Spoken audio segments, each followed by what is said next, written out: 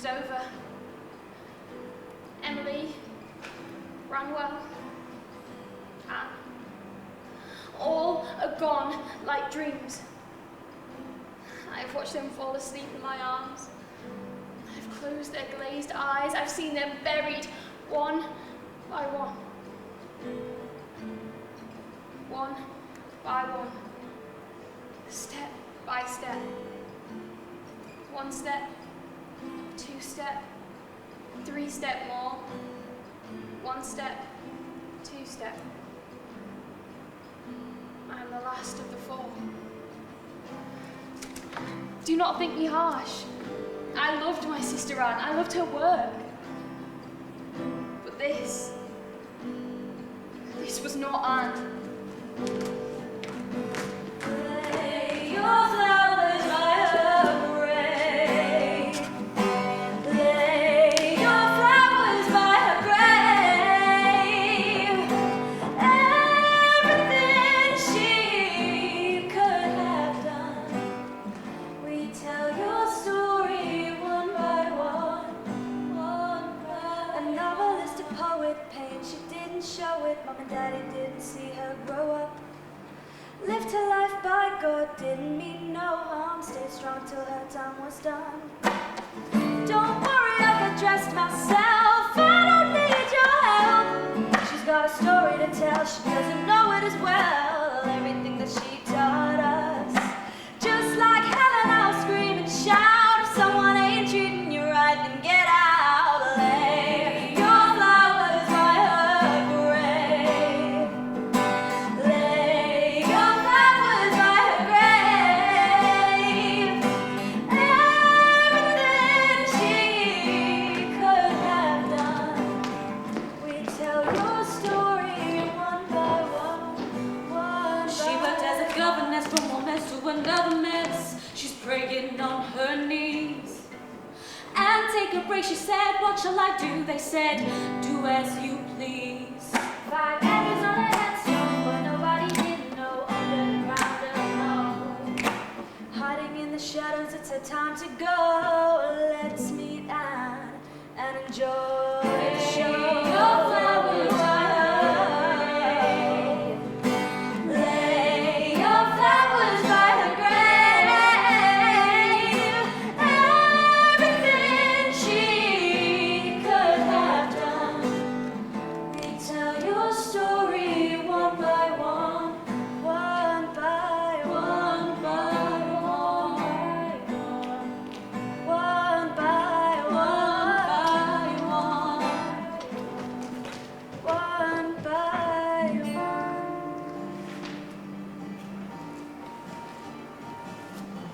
When I dream at night, I see my family all grown up. Mother always said, Anne, pray to God every night so he can grant you blessings. And so I pray for my sisters up in heaven, Elizabeth and Maria, and my mother who's up there too. I see Charlotte working as a teacher in Brussels. I see Branwell finding great success in London as a painter. He's always had a passion for painting. And most exciting of all, I see Emily starting school.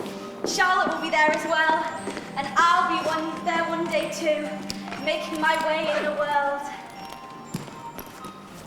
Anne, hurry up, your sisters and brother will be leaving soon. Saying goodbye to a friend like you, Ellen, is just as hard as saying goodbye to family. Make sure you watch over Anne and Papa. You know what they're like, especially Anne, still so young-minded. Please make sure you write Charlotte. All of you, in fact. Did you hear that, Branwell? Of course. I thought you weren't leaving until later. Unfortunately not. We need to go soon or Emily and Charlotte won't make it to Brussels in time. Well, I've got you a little gift. Icky trunks. Nothing exciting, just something sentimental. This better not be another one of your drawings, Millie. Have a look. Paper. So you can write to me on your new adventure. Anne, That's so kind of you, Anne. Thank you, Anne, but we'd best be on our way now. There's someone else who wants to say goodbye. Ah, William. Just in time, I see. Oh, hello, William. We were just leaving. For your trip to Brussels. Oh, you remembered. come on, Emily, we must leave. Goodbye, Bye, William. Well, I hope you have a safe journey. Don't worry about Anne and Ellen. I'll look after them. You know you're all like family to me. Thank you. I best be on my way now, but just keep an eye on my father's eyes. They seem to be getting worse as days go on. Ranwell, come on! Don't forget to write! It'll be your turn to fly the nest soon. I know. I just feel like I'm trapped here. I heard from your brother that you're quite the writer. I'm confident you'll never feel trapped or lost when you have such creative imagination. Anyway, I must be going. I'll see you out. Goodbye, Anne. One step, two step, three step, four. One step, two step. I am the last of the four. The last of the four left here. The love I have for my brothers and sisters is overpowering. I've never been without them. I'm going to miss them so much. And don't forget our world of Gondal. Everything that we have created together. It means so much to us. You must keep writing, Anne. I'm confident that you will. Of course I will, Emily. I love you, but I must be off. I will remember to write. I'll miss you.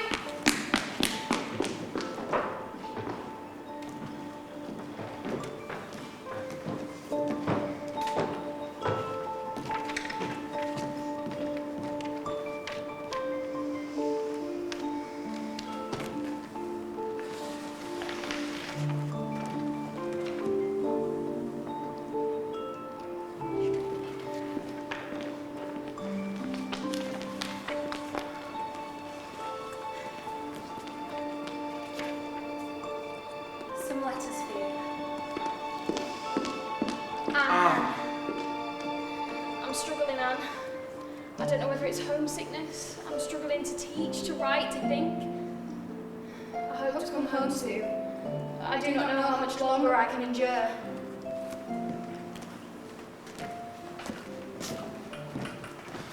Anne, I'm in love with London and everything about it. It's so different from home. But I'm running out of money. I'm using the last of it to buy a train ticket home.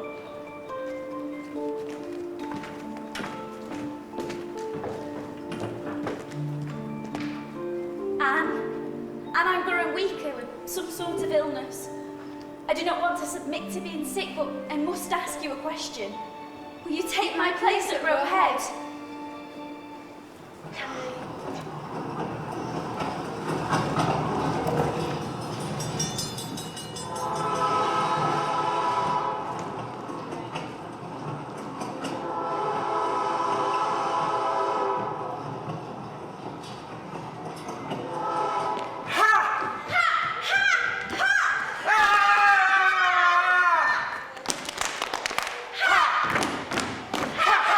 Sneaky! Wellington, Harry, Ross! There's the bridge we go across!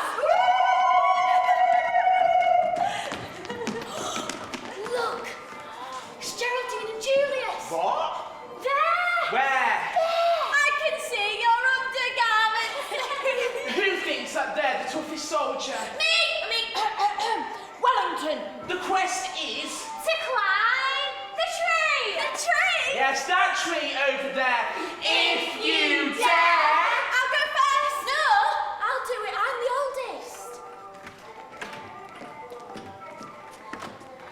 One step, two step, three step more, 5 steps, 6 step. Charlotte's on the floor. Charlotte, you hurt! I could do it. 1 step, 2 step, 3 step more, 5 step, 6 step. Oh, you always have to show off. Everyone says that you're a bright star, but I know they find you just annoying as I do. You're nothing compared to me, Charlotte, to what I'm going to be. I'm going to be bigger and better than you. Ranwell, please, we've got enough violence in Gondal. We don't need it out here too. Can we not have a love story? A love story? There's no love stories in the real world, Anne. But we can make one. You were writing one the other day, weren't you? No, I didn't. You did because I remember. No. Well, it was about the Queen. Anne! Gondal is a place like no other. Hidden away in the North Pacific, the water is cold feeling like morning heaven. The mist is thick and the wind is chill. Layers of fine greenery can be seen for miles. It stretches as far as the eye can see. Gondal is inhabited with a passionate, dark-haired queen. Augusta Geraldine Almeida, are you telling this story or am I? This queen had a powerful gift that not only was she a part of nature, but she was an acquaintance of it. And one day, she was walking through a field of bluebells and she heard them sing aloud to her. Summer's sun warms me till my life is done. Would I rather choose to die under winter's ruthless sky? The queen ponders and the bluebells respond in only a language understandable to Gondal's living beings. Glad I bloom and calm I fade, twilight dews my beam. Mourner, mourner, dry my tears, sorrow comes with lengthened years. The queen was so in love with its nature that there was no landscape that could be deemed unsightly or impure. The queen continued to wander through the forest, admiring her creation, when suddenly dark grey clouds appeared. It seemed that night had encroached faster than had been expected, and all that was heard was the cries and the shock of its inhabitants. But the queen's demeanour remained calm and collected as the first droplets of rain began to fall. With one swift movement, the queen brushed away the fog and brightened up the stormy sky.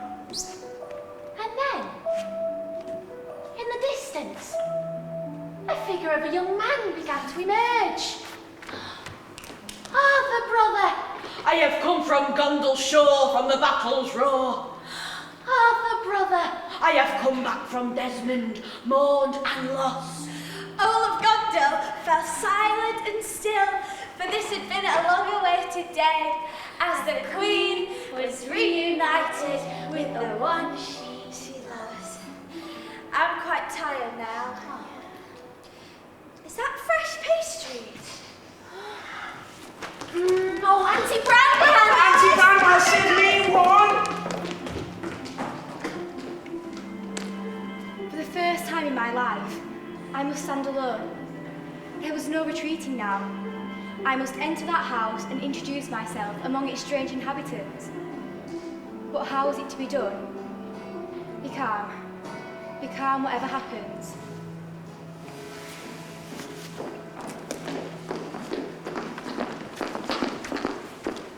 This is Miss Bronte, dear.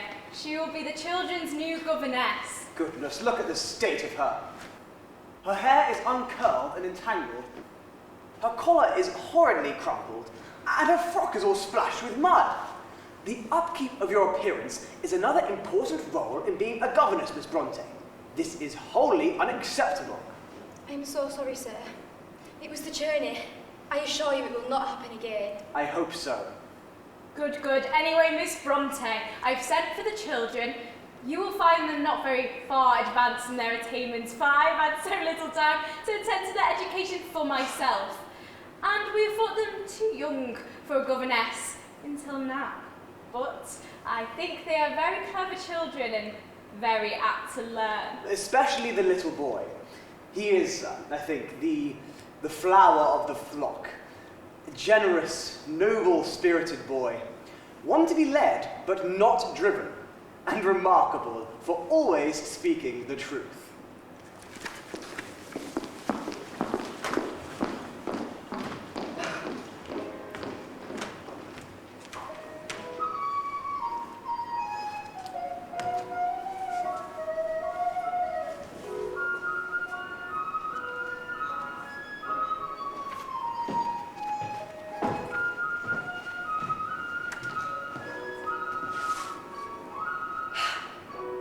I must go where they choose to lead me, and must run, walk, or stand exactly as it suited their fancy. They seem to prefer the dirtiest of places. I was in constant fear. Go, and whoa! I hope you will not use your whip and spurs so much when you ride a real pony, Tom. Oh, yes, I will. I will cut into him like smoke, and he shall sweat for it. Papa says I must use my strength and assert my dominance. I do it to Marianne sometimes as well. I'm obliged to do it to her now and then to keep her in order. Surely, Tom, you will not strike your sister. I hope I shall never see you do that. You will. In vain over the following weeks I argued, coaxed, scolded. In vain I was kind, but in vain I was angry. Marianne apparently preferred rolling on the floor more than any other amusement, whilst her brother... I make traps for birds. Why do you catch them? Papa says they do harm. And what do you do with them when you catch them? Sometimes I feed them to the cat. Sometimes I cut them into tiny pieces with my penknife. But the next I mean to roast alive. And why do you mean to do such a horrible thing? To see how long they will live. And then to see how they will taste. But don't you know it is extremely wicked to do such things? Or what would your parents say? Oh, pooh. Papa knows how I treat them and he doesn't blame me for it. Besides, it's just what he used to do when he was a boy. And what would your mama say? Oh, she doesn't care. I was exhausted. I was lonely. But I told myself that I was doing it for my family. Miss Gray, what in the world are the children doing? They're grinding eggshells. I beg your pardon. They wanted to take some from a nest. I said no, and I found some broken eggs instead, and so they're grinding those. You've given my children broken eggshells to play with. I didn't see the harm in it. Don't you see what confounded mess they're making of the carpet? I didn't want them hurting anything. Well, there's no harm in children hurting birds. They're pets. Otherwise, you make cowards of them. Tom, take them back! No, I won't. And call me Master Tom. At the risk of both making myself sick and incurring the wrath of my employers, I took a large flat stone and dropped it on his intended victims, crushing them flat beneath it. You dropped it on a nest of birds. I am stunned, Miss Gray. When Master Bloomfield's amusement consists of injuring sentient creatures, I think it my duty to interfere. Well, you hardly showed them mercy. You killed them in the most shocking manner imaginable. The merciful man shows mercy to his beast, and that is what I did, madam. He was going to torture the poor things. I've heard enough, Miss Gray. The children are lacking in their attainments, their manners uncultivated, and their tempers unruly. I'm afraid we have no other choice. You are dismissed. And that brought my time with the Bloomfields to an end. This was the start of my employment with the Robinsons. I even persuaded Mrs. Robinson to employ my brother Bramwell. I'm hoping that my time with the Robinsons will be more satisfactory than the last. Coming! I know we're royalty, but can we not have magical powers? No, Anne. We have to get ready for the coronation of Queen Belle of Glasstown and Gondor. Oh, yes, of course. Oh, can I be the Queen of Glasstown? I really want to be the Glassbell, please. I'm always the Queen of Glasstown and the Glassbell. Emily, come hither, please. Look, your sister's frail enough as it is. Just let her be the Glassbell. Just this once. all right. Anne, you can be the Glassbell. Thank you. Children, have you looked at your books like your father requested? What is it? It looks strange. The history of British birds. Auntie Branwell, it's only pictures. What are we supposed to do with this? We need words to inspire our writing. Let her finish. Thank you, Brandon. What are we to do with it? Your father says that you were to copy identically Identically! all of the drawings of the birds into your notebooks. Easy. Let's get started, Emily. The drawings can go alongside our writing for the chronicles. But we won't have time for actual writing. What writing? Your father said that once you have copied every bird from every page, will you be proper artists. But I like to enjoy myself when I draw. imaginations too, Emily. This could be perfect. We can bring them to life. Skylarks, eagles, linnets, doves. They are beautiful. They're dull. Only if you let it be dull, Emily. Look, this is a blue tit. And this is a robin. This is a sparrow. That's it. And this is a crow! No, Branwell. No, yes, there are crows in the real world. I can see them in the graveyard from my bedroom. No, Branwell, Oh, it's... crows are lovely.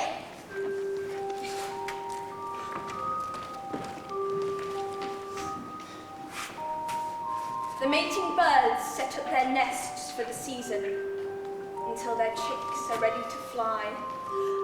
How cruel for a mother to be ripped from her nest, which she has built piece by piece to protect, warm, and shelter her young. Without the proper care, the chicks have little chance of survival. If they survive that, then they are surely invincible. Emily, I think that's quite enough playing for now. Auntie Branwell, can you come outside, please? Anne's looking rather pale. Could you perchance read us a story? Anne, would you like that? Yes, please. All over the world, birds move from country to country. What may seem like a fitting home may suddenly become dangerous. The willow warbler may weigh no more than a box of matches and fit snugly into the palm of your hand. But she has to make a huge journey. From the heathland and moorland, she must travel over mountain, across desert and sea in time for spring. She must move to survive. Alone. This is dull. Last one to the malt, it's a rotten egg!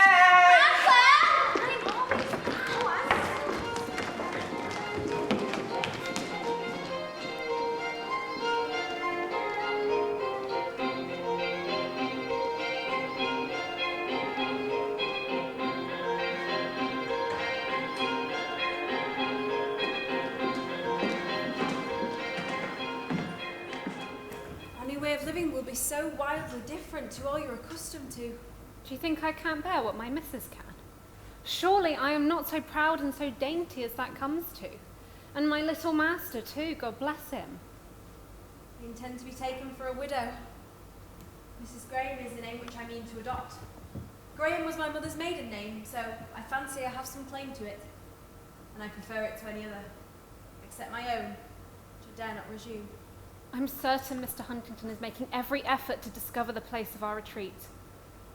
Arthur does not want me back. He wants my child. He'll even settle a reasonable allowance, provided I deliver up his son immediately. But heaven help me, I am not going to sell my child for gold. Though if it were to save both him and me from starving, I would rather he die with me than live with his father. Your circumstances are peculiar, I'll allow. But have patience. Do nothing rashly. I know you've brought along the portrait of Mr. Huntington. Those eyes fixed upon me in mocking mirth, as if exulting still his power to control my fate. What mingled pleasure I had in the result of my labours. Pleasure for the likeness I had caught, and dissatisfaction for I had not made it handsome enough. Now I see no beauty in it. Nothing pleasing in any part of its expression. Yet it is far less repulsive than he is now. These past 6 years have wrought so much change upon himself as they have as my feelings towards him. I was infatuated once with a foolish, besotted affection that clung to him in spite of his unworthiness. But that is wholly gone now, crushed and withered away. And he has none but himself, his vices, and his affair with Annabella Wilmot to thank for it.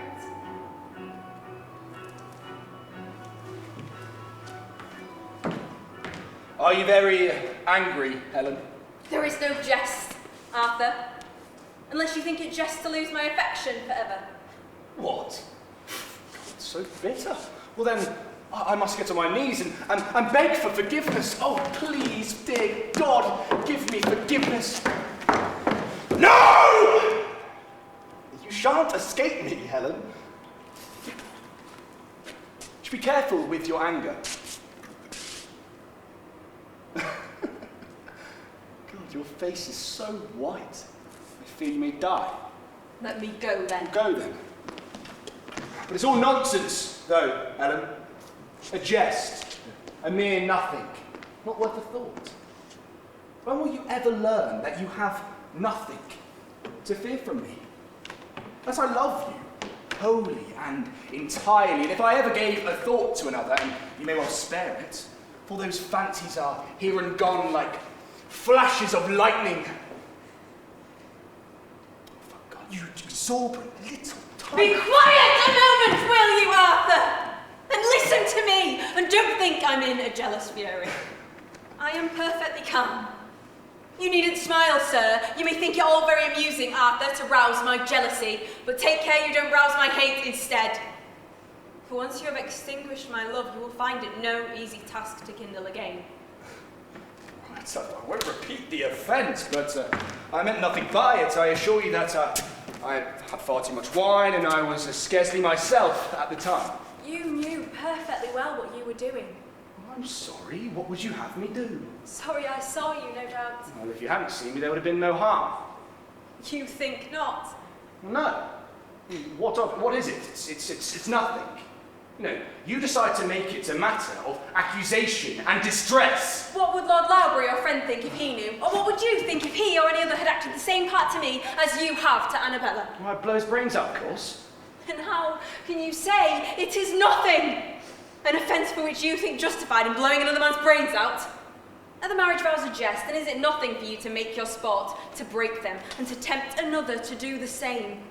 How can I love a man that says such things and coolly maintains? It is nothing. Well, you're breaking the marriage vows yourself. You promised to honour me and obey me.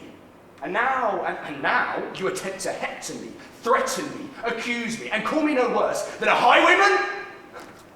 If it weren't for your situation, then I would not submit to you so tamely. I will not be dictated by a woman, though she be my wife. What will you do then? Will you go on until I hate you and then accuse me of breaking my vows? You will never hate me. You cannot hate me. As long as I love you. Now, just Helen, can you forgive me, please?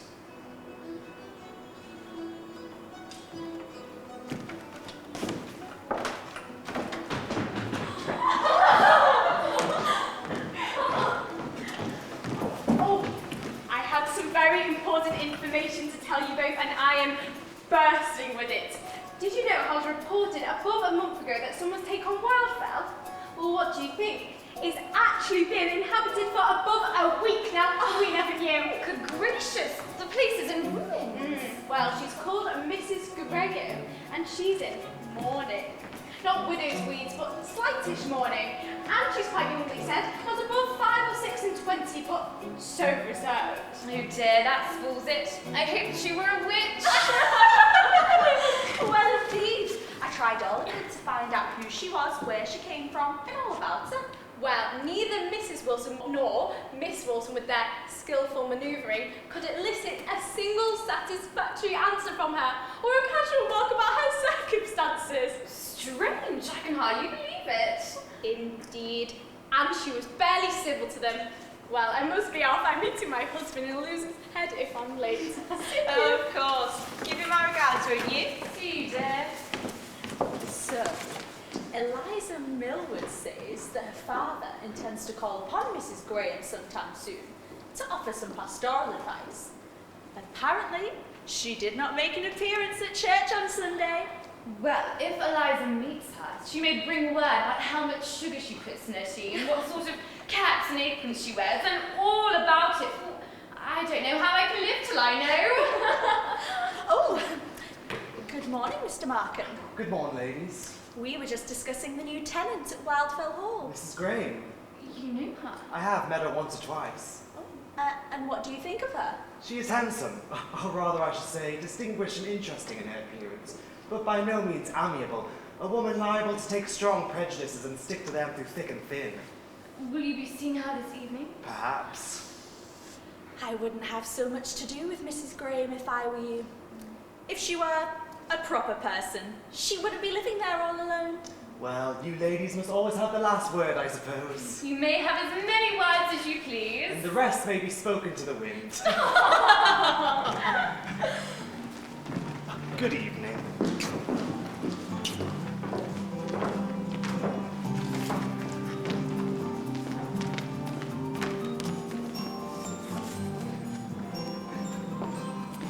Sorry to intrude. I'm looking for Mr. Patrick Bronte. My name's William Waitman. He arranged for me to come here to discuss my possible becoming of a clergyman. I guess Papa mentioned your arrival. He's gone out for an errand. He won't be long. Are these all your works? I could only wish to share such imagination. Papa says it takes a great deal of courage to create such works. You look too weak, I'm afraid. Oh, really? Too weak? I will have you know I'm anything but. I would walk any distance required if it meant I could help another living soul. I like to care for those less fortunate than I, and I intend to be the finest clergyman in all of Yorkshire one day. So for that, I'm sure I could whip up a story or a painting or even a song and dance if I had to. Go on then. Excuse me. Give us a song and a dance. Oh, well, I couldn't possibly. Well then, perhaps you should hold your tongue then, Mr. Waitman.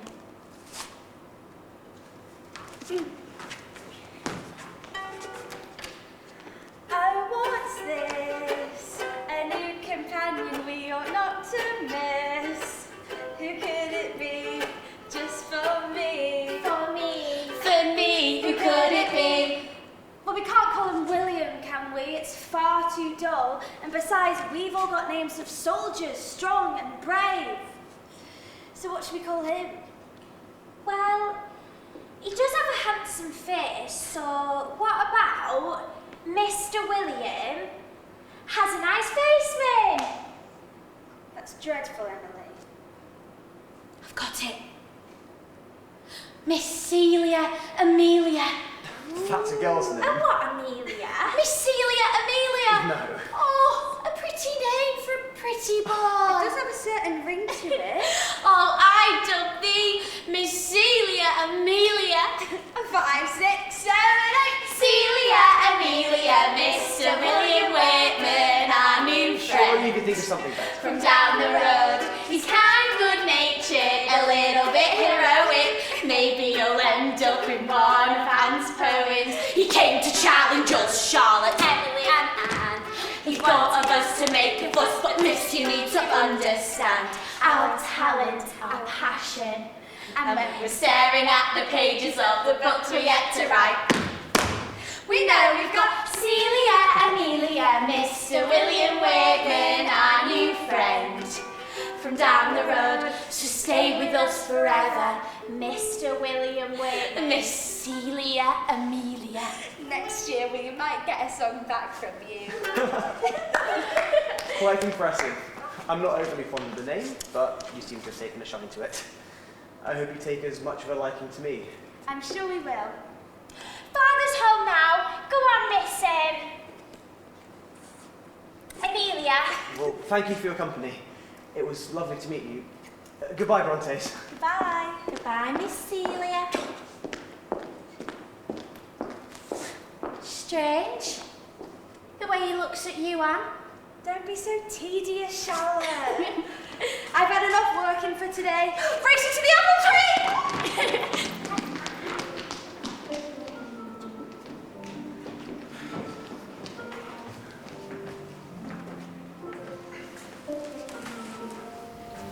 Bramwell, I know why you have returned home. It quakes my bones to think of the ill you have brought to our family name. It reflects so poorly on me. I was the one that brought you into your role with the Robinsons. and to have an affair with the lady of the house. I hope you know that I do not fear to tell father. Oh, tell him, Anne. Tell him.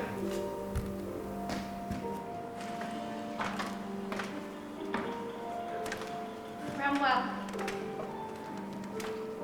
this affair, it gives me little guilt, as I felt nil affection for my husband in years. My heart is telling me that I feel more for you than I ever felt for him. My dear Lydia, my heart yearns for you more than you would ever know. When I'm not with you, I can only think of your name. I have never loved anyone the way that I love you now. Ramwell, when I close my eyes, it's your face that I see. Your hair is black as a raven, your lips so peaceful. I have never felt my soul unite with anyone's as much as it's united with yours. Just me and you now, Ramwell. I know that we're meant to be together, and I'm content that one day I will call you my wife. Perhaps, but for now, let's not fancy over future events when all we have is here and now. What do you say, Mr. Bronte? How about we take a walk in the cool night air where we should not be seen? I'll take your leave, Mrs. Robinson.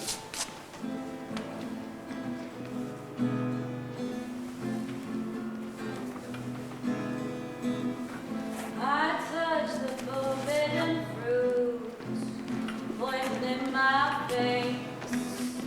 You're the snake that hunts me, but I like this game.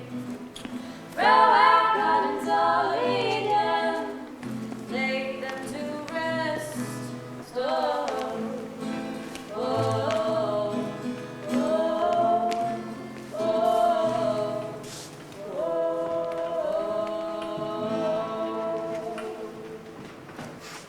Now, Miss Wilmot, will you play us some music tonight? Do now, and I know you will when I tell you that I have been hungering and thirsting for the sound of your voice.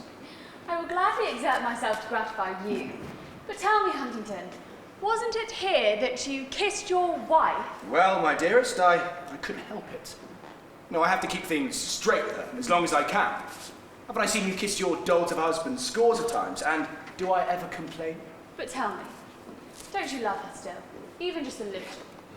Not one bit, by all that is sacred. Good night, Huntington.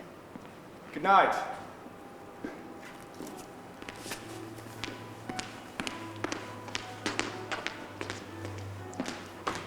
Ah, Ellen. Helen, have I told you that I love you to distraction?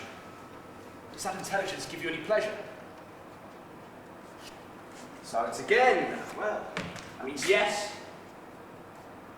Well, then let me add that I cannot live without you, and if you say no to this question, then God, you'll drive me mad. Will you bestow yourself upon me? Ellen, will you? Ellen, just say you love me and I'll go. I wish you would go. I will. It's as long as you say you love me. You know I do.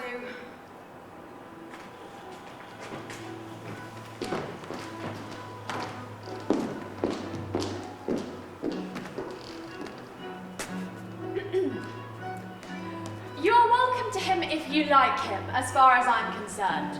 But because it is painful to be always disguising my true sentiments, keeping up an appearance of civility and respect towards one for whom I have not the most distant shadow of esteem.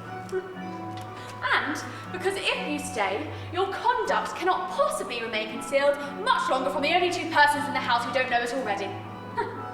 And for your husband's sake, Annabella, and even for your own, I wish, oh no, I earnestly advise and entreat you to break off this unlawful connection at once and return to your duty while you may before the dreadful consequences. I just wish that all the good points and desirable qualifications of the two gentlemen could be united in one, and that my husband, Lord Loughborough, had Huntington's handsome face, his good temper, and all his charm and mirth and wit. Or else that Huntington had my husband's pedigree, his title, and his delightful old family seat. And that I had him, and that Helen could have the other.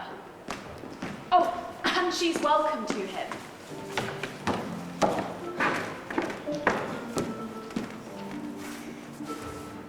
Bramwell Bronte knew that our flirtation was never going to become anything more. His little sister, Anne, was working for me as a governess, and she asked me if I had any work I could offer her brother. That's where it began. My husband was sick, bedbound, and he enticed me into an affair. I think that speaks volumes about his character, not mine. I was weak, and he used this to his own advantage. Yes, it was fun, a distraction. But this infatuation for me that he is now cradling is disingenuous. Oh, poor Bramwell, deserted by his mistress. I was used by him, used as a muse to play his great love to inspire his writing. His little sister was the same, using our home to pen down all her little experiences. It's all rather strange, if you ask me. You can only imagine my husband's reaction when he heard about these lies. Lies from Bramwell's own mouth. Had to end. Rumours started spreading across the town. Oh, have you heard? Mrs. Robinson has become Mrs. Bronte. My husband had no other choice than to dismiss him. His reputation would have been in shatters if he did not. Poor Bramwell was to return home to a blind father and no muse. My husband forgave me, but I dare say he will not forget. I enticed he, or we enticed we, what does it matter? If I left for him, even in my husband's own death, I would lose everything. My title, his heritage, everything. Perhaps if it were a question of love, maybe there would be more doubt. Love may be weak, but often it can make one's mind loiter with a fanciful happenings. I never loved Bramwell Bronte. Fickle as it may seem, he is but a child, and I must keep hold of my own integrity. It's over anyway. It's over.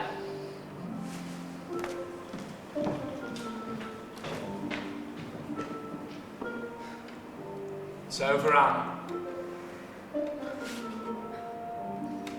It's over.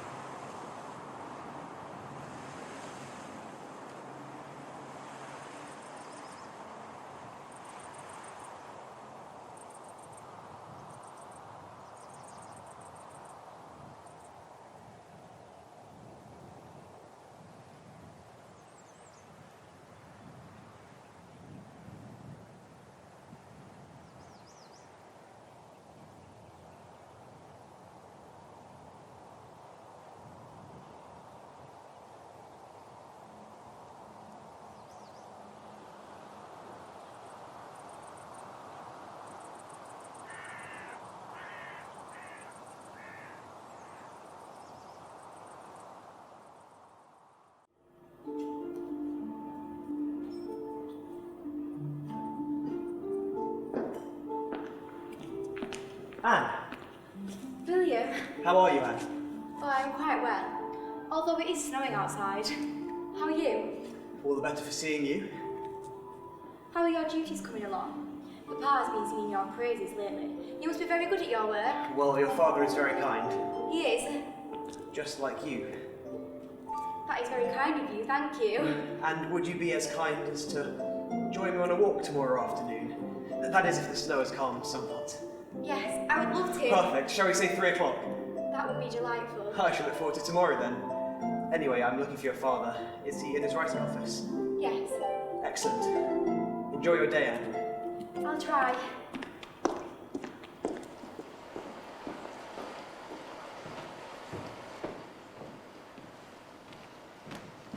Miss Gray, would you perhaps like to take refuge under an umbrella? No, thank you. I don't mind the rain. Yes, but you don't like it, I suppose. An umbrella will do you no harm at any rate. And besides, Mr. Hatfield left his behind. If you insist. I do.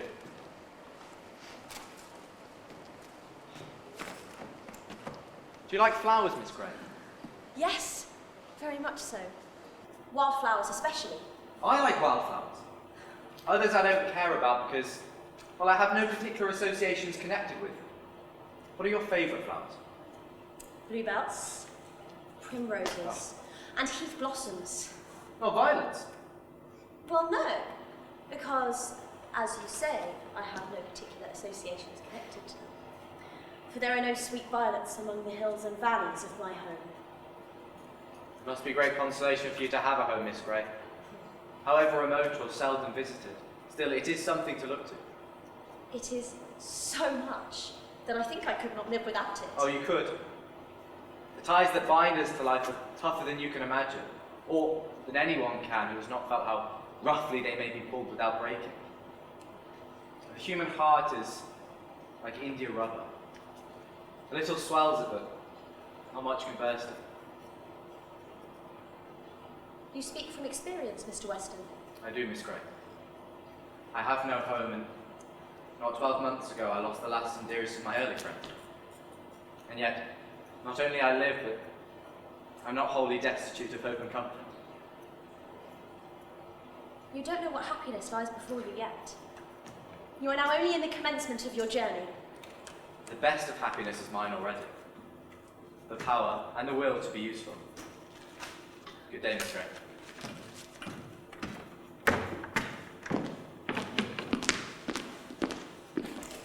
I was Gray the governess.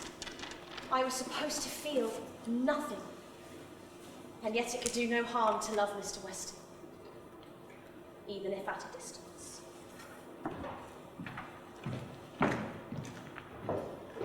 Ellen, Oh, Gilbert. I see your heart is in your work, Mrs. Gray.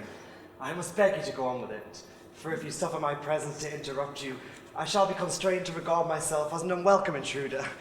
Oh, no. I am not so beset with visitors that I cannot readily spare a few moments to those that do grace me with their company. Give me your last opinion, and any advice will be duly considered at least. It is strikingly beautiful, as if transferred by magic to the canvas.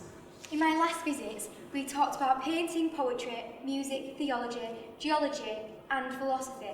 Once or twice I lent her a book, and once she lent me one in return. I met her in her walks as often as I could. I came to her house as often as I dared. I thought upon the book I had brought for her, and wondered how it was to be presented. My heart failed me, but I was determined not to be such a fool as to come away without having made the attempt. You were wishing to see Marmee, Miss Gray, and so here it is, if you'd be so kind as to take it. How much was it? I'm sorry to offend you, Mr. Markham, but I cannot take the book unless I pay for it. Why can you not? Because I do not like to put myself under any obligation that I cannot repay. I am grateful to you already for the kindness you have shown towards my son, but his grateful affection and your good feeling must reward you for that. You think that if you would accept this trifle from me now, I would presume upon it hereafter, but you are mistaken. Well then, I'll take you at your word.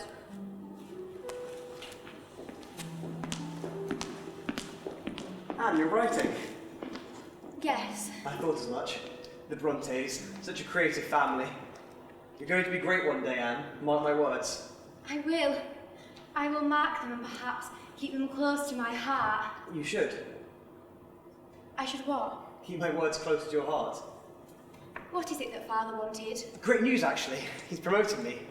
You're right about him being happy with my work. Congratulations, that's wonderful. We can celebrate tomorrow. What is it you're writing? Nothing of importance, just some of my pleasantries and whimsies. Well, I've read much of Bramwell's work, but I've never had the pleasure of reading any of yours. Perhaps I could be your next muse. Yes, perhaps. Would you like me to fetch you a drink? Oh, well, actually, I cannot stay too long. I have a journey to make before 4 this evening. Oh, you need something to keep you warm before you depart into the cold.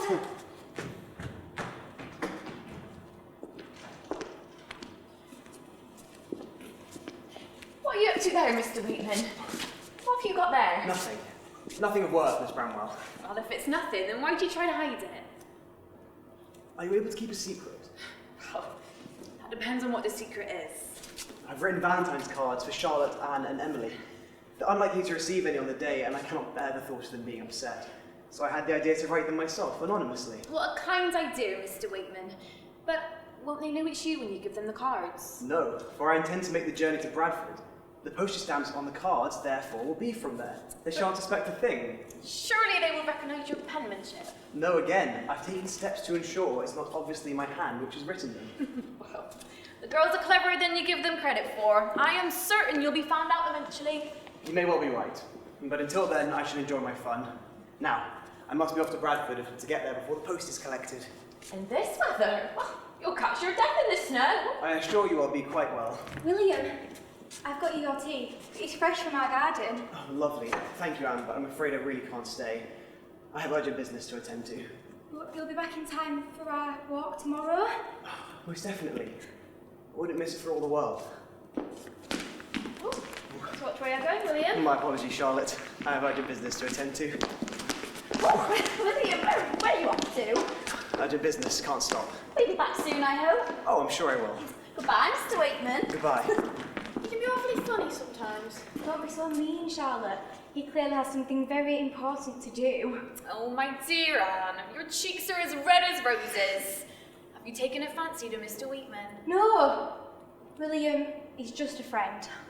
I think you might be right, Aunt. I have never seen Anne blush so much. Emily, it is you who is trying to court. Right, girls. I think it's time we let Anne get back to her writing.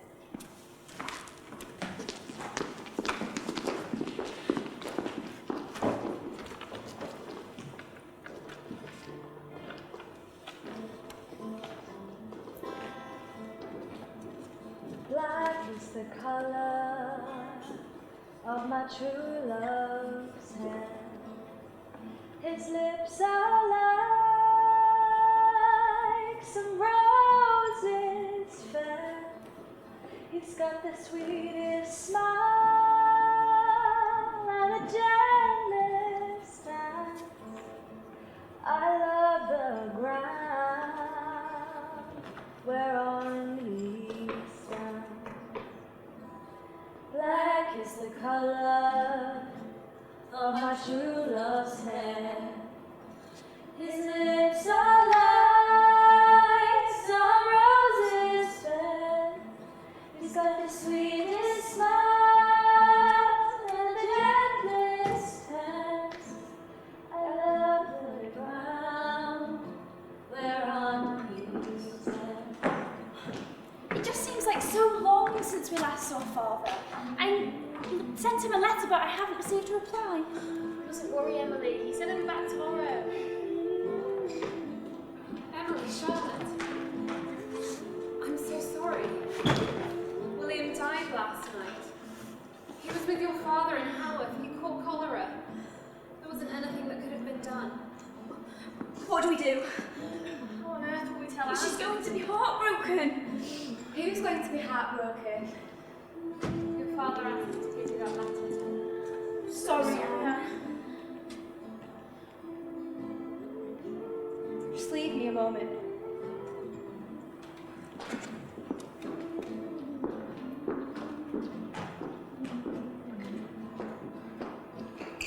My dearest Anne, I'm writing to you in my final hours. On my recent visit to Haworth with your father, We visited so many sick people and helped so many. But unfortunately, on my most recent visit, I fell ill. I wanted to tell you in person, but I didn't want you to see me in this condition. Anne, you must continue your acting. Promise me that you will. Yours truly, William Waitman.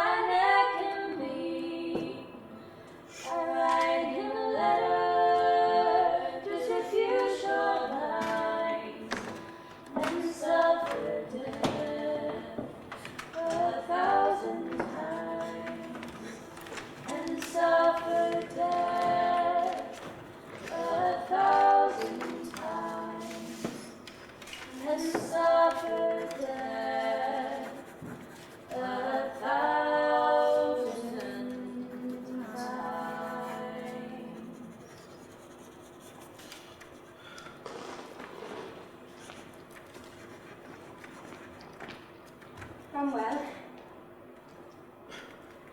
Yes. Papa's money. It was in the trinket. I'm busy. Charlotte is adamant that you stole it, Bramwell. Have you? What are you doing? Drawing, sketching. Nothing serious. What are they, these drawings? I'm just leaving. The drawings. Drawings of what I'm thinking, feeling, my mind on a page. Ever since Auntie Elizabeth's death, I've signed my letters off with these little illustrations. Peabury Bonte. You knew how much I loved her, and now she's gone. And my best friend William died. William's death affected all of us, Bramwell.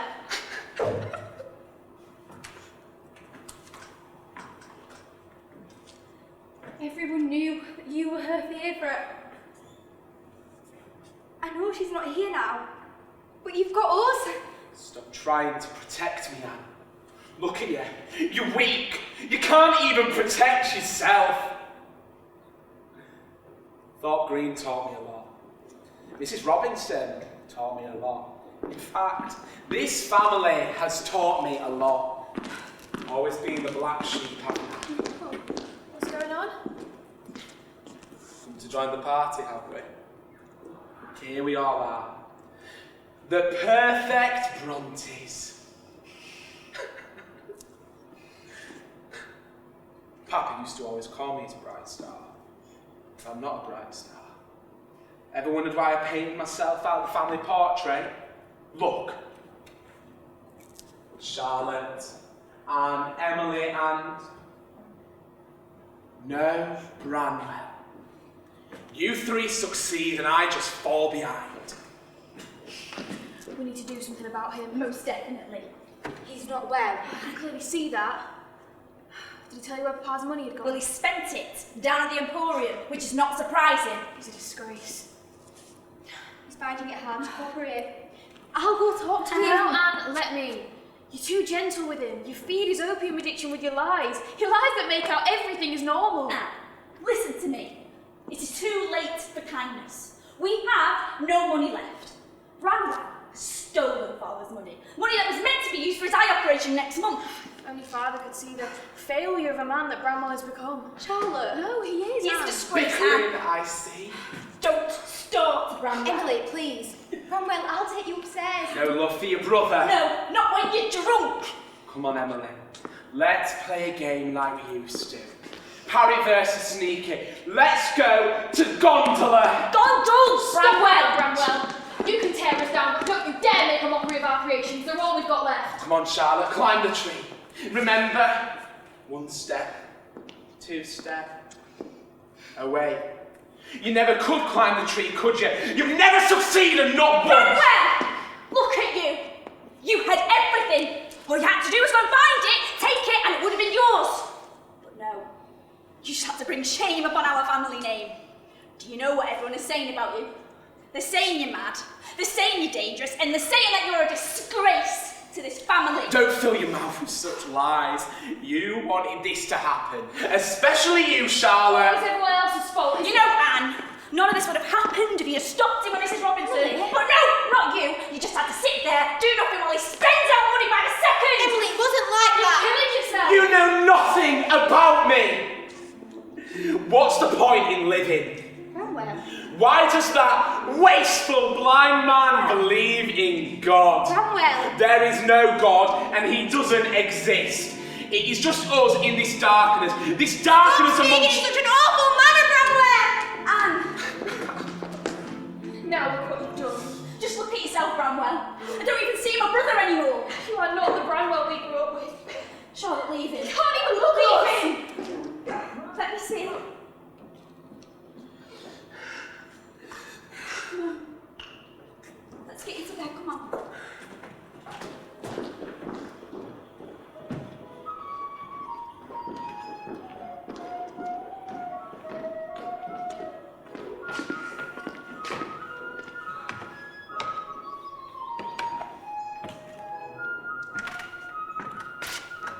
You rise early, Miss Grey? Mr. Weston, fancy seeing you out here. No, not often as early as this. I don't suppose it is entirely unexpected that I'd be taking a walk in the countryside neighbouring my parsonage, is it?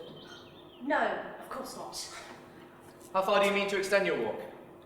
Well, I was thinking of returning. Well, it's only 12:05 then. Doubtless you've had long enough already.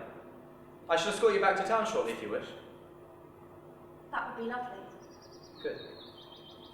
Now, tell me, Miss Grey, I know already of your passion for flowers, but how else do you amuse yourself when alone? I'm not sure I know what you mean. Of course you do. What fills your time? What stirs you? Singing? Dancing? Embroidery?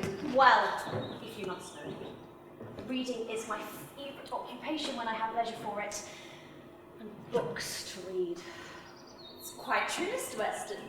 Grey here is the perfect bookworm. So completely absorbed in her studies that she is lost to almost every other pleasure, unlike me. Is what Miss Murray says true, Miss Grey? No, Mr. Weston, don't believe it. It's scandalous libel. This young lady is too fond of making random assertions at the expense of her friends. You ought to be careful how you listen to them. Friends? Well, I hope this assertion is groundless at any rate. It isn't. Why? Do you particularly object to ladies studying? No, of course not. But I do object to anyone so devoting herself to study as to lose sight of everything else. Well, I have neither the time nor the inclination for such transgressions. I don't doubt it for a second, Miss Grey. Well, I must endeavour not to keep you ladies for longer than I already have. Good afternoon, Miss Murray. Goodbye, Mr. Weston. Miss Grey. Good afternoon.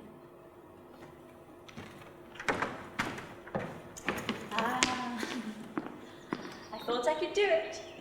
Do what, Rosalie? Fix that man. What in the world do you mean?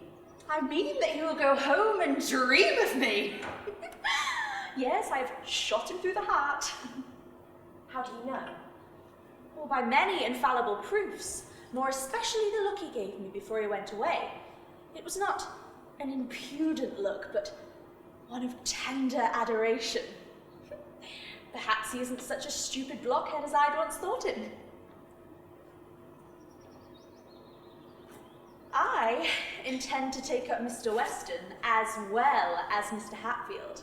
What? Why? Well, Mamma says it's very likely that Sir Thomas will propose to me at the ball at Ashby Park on Tuesday. But if I am not to be married so soon, well, I must make the best of present time. I am determined that Mr. Hatfield shan't be the only man who will lay his heart at my feet and implore me to accept his worthless gift in vain. But for goodness sake, Gray, what's the matter with you? Why are you sulking all of a sudden? I'm not sulking. It's just if Spit it out, will you? If you mean to make Mr. Weston one of your victims, you will have to make such overtures yourself that you will find it difficult to draw back when he asks to fulfill the expectations that you have raised. Well, I have no intention of marrying him, if that's what you mean. All I intend is for him to feel my power. Yes, he has felt it already, indeed, but he shall acknowledge it as well.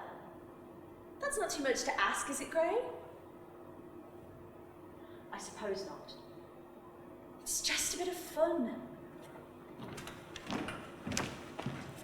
You should try it sometime.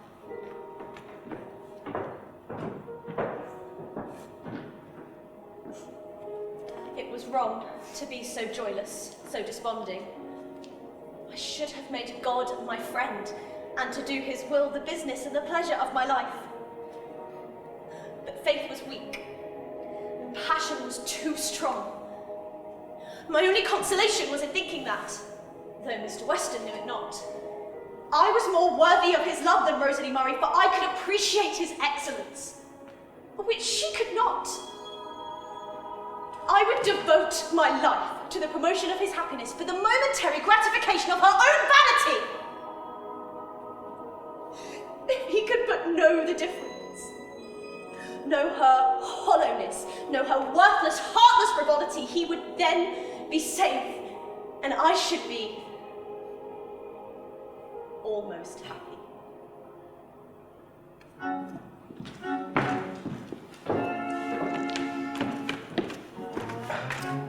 Ah, the Bell brothers, Currer, Acton and Ellis. They pose quite the talent, don't they? They gained a steady reputation after publishing their poetry, which sold only a mere 2 copies. Jane Eyre, however, created quite the fanfare, with George Lewes naming it the best novel of the season. Wuthering Heights also gained a steady liking, Agnes Grey less so.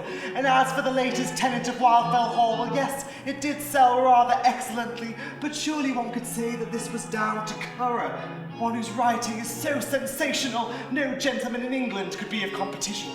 I don't doubt it is he who has had a hand in the other novels. 3 siblings who share talent never sells as well as one whose talent bleeds onto the pages of 4 very diverse radical texts. Charlotte, Anne, come to the drawing room immediately. What is wrong? Where is our sister? Where is Charlotte? Emily, what is all this Commotion that I believe to be necessary because you have betrayed us, Charlotte. What is this absurdity? The Tenant of Wildfell Hall is the latest of novels by Currer Bell, the author of Jane Eyre, Wuthering Heights and Agnes Grey. They're saying you wrote The Tenant of Wildfell Hall. And Wuthering Heights and Agnes. Why would they think this, Charlotte? Why would they believe you to be the sole author of all of the Bell novels? Wuthering Heights is my pride and joy that I worked tooth and nail, blood and tears on, just to lose all of my credit. It is bad enough that they believe me to be a man, and now they believe that I have been taking credit for the work of my brother. Emily, please. Little will be sorted when we're spitting feathers at one another. I cannot believe that you presume me to be responsible for this. I have an agreement with Harper's to publish my next novel. They'll be furious if they are to believe that I've published another novel without concerning them. This fraud is no fault of mine, Emily. Well then, whose fraud is it? For it is not mine and it is not Anne's. Or perhaps, Charlotte, the most delightful reviews you receive at Jane Eyre have ruined you. Your taste of success will try to outshine your sisters. Emily, please. If you believe this to be a guilt of mine, Emily, then I am worried where our relationship stands. Please, both of you, listen to me. I take a vow on my name that I never once hinted that Currer was responsible for all of the Bell novels. I take pride in our successes as a 3, not as 1. Well then, whose sin may it be? Or perhaps, Charlotte, your work is just so well crafted, all the reviewers prefer it to Anne and I. Nonsense, Emily. Wuthering Heights was received by many in a wonderful manner. Charlotte, what do you suggest we do to amend this? I do not want our sisterly bond to be broken by such a feud. Well, nor do I, Anne. But I do not see where we now lie. I am a woman, and I'm an Ellis Bell, not a Currer. We do not exactly stand high improving ourselves. Maybe time to abandon our manly frame. We must go to the publishers and reveal our true identity. Don't be so ridiculous, Charlotte. A woman will never be believed to have written all these works. We'll be mocked in any pen that we hold to. We'll be spoiled. If we give them all of our evidence, Emily. I must take responsibility and tell them that the Bell brothers do not exist. We must take direct action now. Besides, if I do not tell them the truth, then they will never publish my next novel for belief that I mocked them. No. I agree, Charlotte. We should leave the publishers at Morn. This is foolish, this is disaster, and I refuse to be involved in such a decision. If you turn up there as Anne and as Charlotte, you'll humiliate the Bronte name, and I'll not be involved in such a rash decision. Do you have any better ideas? What? Emily, we will tell them that, and then to the rest of the world we shall remain gentlemen. We must do something in order to obtain the credit that we deserve. I urge you to join us. I will not. Anne, I'm disappointed in you. I will bless you both with good luck. I refuse to be the one to return home to father and admit to him that we had ruined everything by revealing ourselves as women.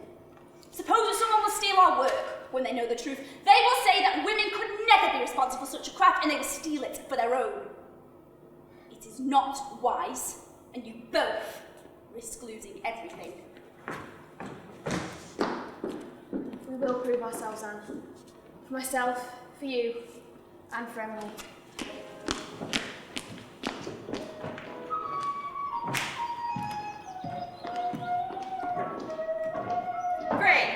Gray, such news. You'll never guess who came over to me just after you left. Was it by any chance Mr. Hatfield? I took care not to compromise myself, but the wretch chose to interpret my amiability his own way. And you'll never guess what. I think I have an idea. He proposed! And what did you say? Well, I said I couldn't possibly marry him. And then he looked as if he could have died. And then he asked if money would have made any difference. And I said, you could be the richest man in England. And I still wouldn't. You said that. You have to put these men down, Gray. Then what happened? Well, then the wretch accused me of flirting. Begged me not to mention the conversation to anyone. Yes, yes, I said. And then he ran off, longing to get home and cry, no doubt. I wouldn't be surprised if he cried before he even got there. Well, you've broken your promise already. How? You told me. You don't count. Oh, for goodness sake, Gray, you're in a very odd mood. I suppose you're envious. I just don't understand why you flirt with all these men. Mr. Hatfield, Mr. Green, and even Mr. Weston. I told you they need to feel my power. But why can't you feel your own power? Sooner or later, your looks will fade, Rosalie. And it must be your faith that gives you direction and reason to be. Yes, well, you would say that, Gray. Look at you, and then look at me. It is foolish to wish for beauty. Sensible people never either desire it for themselves nor care about it in others. If the mind be but well cultivated and the heart disposed, no one ever cares for the exterior. I beg you don't begin to lecture me like this again, Gray. We all have our motivations in life. Yours is clearly religion, whereas mine is the continued affection of men. You say you cannot love God, but it strikes me that if you rightly consider who and what he is, you cannot help it. He's your father, your best friend. Every blessing, everything pleasant, everything good comes from him. In one word, God is love. And the more love we have within us, the closer we are to him, and the more of his spirit that we possess. You do speak in such riddles sometimes, Gray. How do you suppose I feel my own power and the power of God when I don't have the freedom to ask questions or hold my own purse strings or anything without the permission of a man? What do you suppose will happen when Sir Thomas proposes on Tuesday? Am I supposed to just lay myself out for his amusement as his dutiful housewife? Well, that's not my idea of a marriage. It's the husband's job to please the wife, not hers to please him. Having the ability to make men fall at my feet is one of the few luxuries I have in this life, and I refuse to sit idly by while people call me coarse or vulgar for indulging in the same actions a man would, without consequence.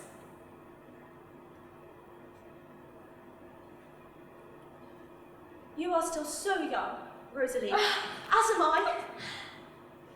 And we have much to learn about ourselves and those whom we surround ourselves with. But the end of religion is not to teach us how to die, but how to live. Rachel, where is Helen? I've been looking for her all day. Mr. Huntington is ill. And so she went to nurse him. Yes. Oh, fool! Is he dying then? I think not, Mr. Mark. And how many nurses has he? And how many ladies are there besides to take care of No, him? she would not have gone. She received a letter and then she left. She felt it was her wifely duty to go. Bramwell, I came as soon as I received the letter from Papa. I'm so sorry you are sick, Bramwell. He's been getting worse. He can barely speak. Stay with me, Helen. It seems as if Arm could not reach me while you're around. Death is coming. Fast.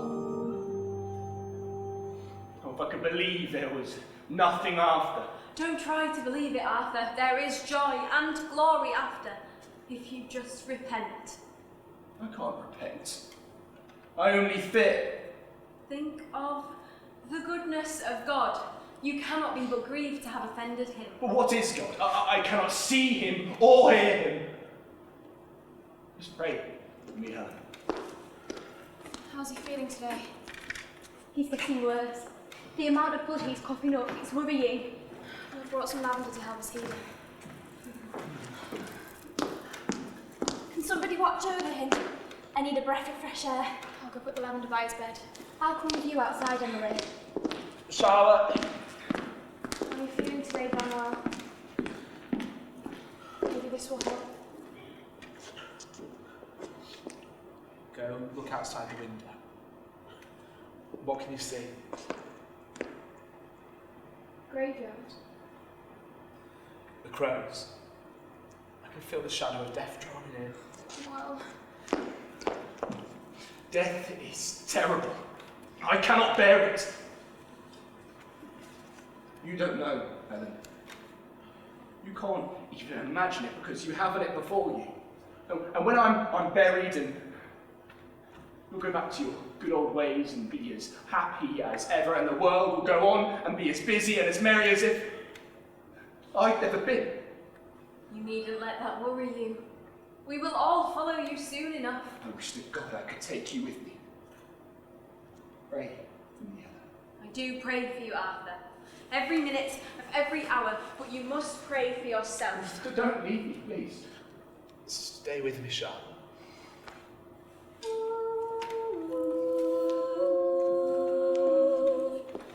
I stayed with him all night.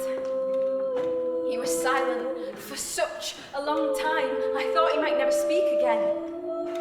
His lips would move, but emit no sound. Later in the night, he looked up at me with a pale, fearful expression. I clutched his hand for reassurance, but I could feel his strength waning. I held his hand till he was no more.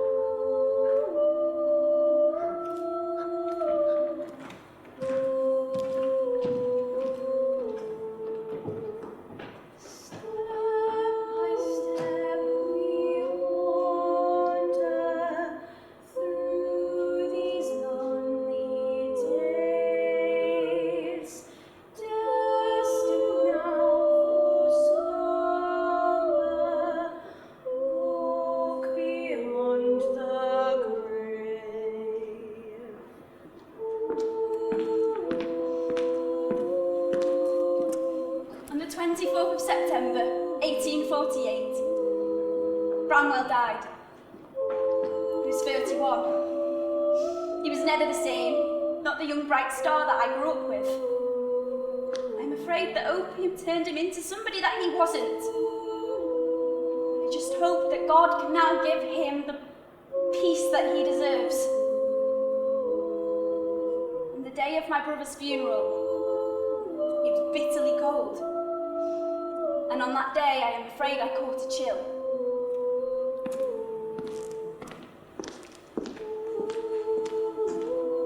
As soon as Emily caught the chill, she grew weaker and weaker, but she refused any treatment. She said, Nonsense, Anne. I have just caught a winter chill. I do not need to see any doctors. no matter how much myself and Charlotte insisted that Emily should receive some help, she would dismiss us. I am afraid her determined nature brought her to her death much sooner than needed. It was consumption of that, I am sure. It was the 19th of December, just 2 months after Bramwell had died. It has divided my family, taken 4 of my siblings, Maria, Elizabeth, Bramwell, and Emily. I'm so scared of what it will do next.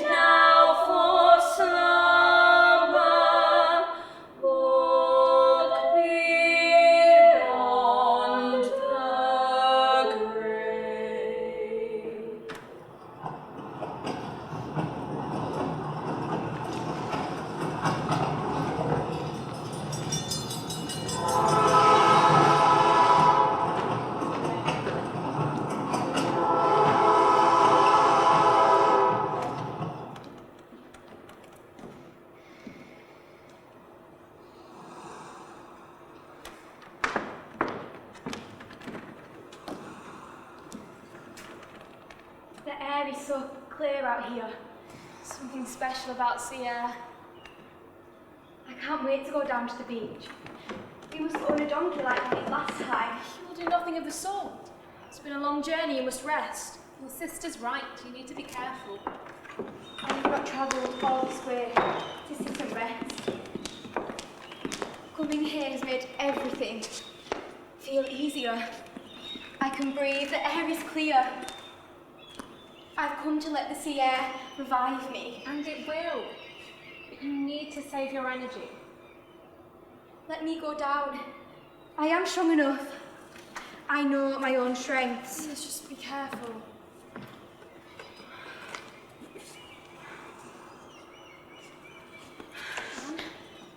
Just leave me a moment. Let me come help. I can do it. It's like time is frozen. Does it remind you of your time as a governess, Anne? I know whenever I'm at the seaside, I'm reminded of my parents and happy times we spent here as a child. It does. It reminds me of the rare moments of peace I had then. I want to thank you for your friendship. Both of you. It means so much to me. Thank you, Ellen. You know how much you mean to us.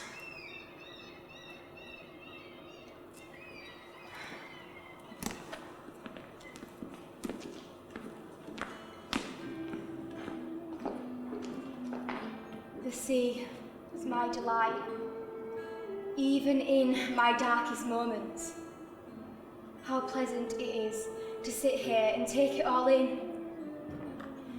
I am no longer seeking a resolution, or to act upon what I cannot change. To be here and be so at peace, how freeing it is. It was the most glorious sunset ever witnessed. The sea as calm as glass, so serene and reliant. And while my ears drink in the sound, my winged soul shall fly away.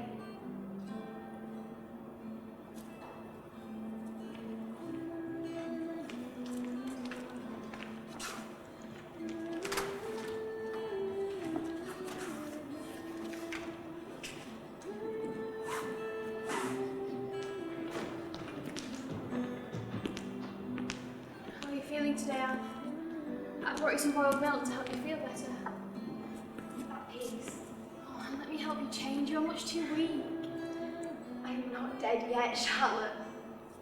It just haunts me to see you so frail. Do you remember when we were young? Pa brought us home those small toy soldiers. We would sit and create stories, reenact them all day, all four of us, together. Yes, I remember. Those moments will always be so special. You mustn't worry about me, Charlotte. I can't help but worry, Anne. Soon I fear there'll be nothing left to worry about. Take courage, Charlotte. Take courage.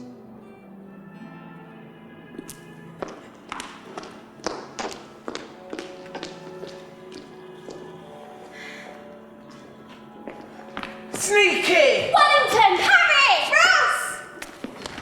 Anne, you have such an imagination. I feel honoured to have been your muse.